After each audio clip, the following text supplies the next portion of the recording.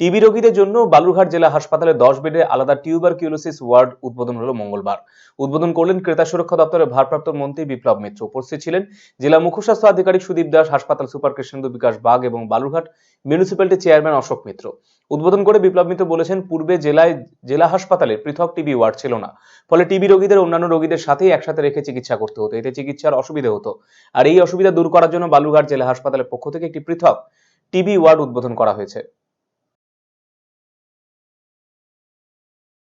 আজকে আমাদের বালুরঘাট ডিস্ট্রিক্ট হসপিটালে আমাদের একটা অত্যন্ত গুরুত্বপূর্ণ জিনিস চিকিৎসা ব্যবস্থাতে মানুষের সুবিধার জন্য এখানটায় আমরা ইন্ট্রোডাকশন করলাম, অর্থাৎ আনুষ্ঠানিকভাবে উদ্বোধনটা ঘোষণা করলাম।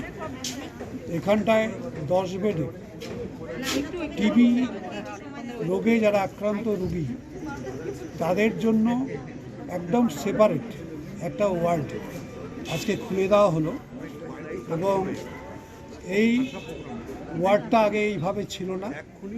এখানটায় টিবি রোগীদের অন্যান্য রোগীদের সঙ্গে রেখেই চিকিৎসা করতে হতো, যেহেতু সেপারেট কোনো ব্যবস্থা ছিল না। আজকে আমাদের দক্ষিণ দিনাজপুর জেলায় দুটো হসপিটালে এটা আমরা প্রথম শুরু করলাম।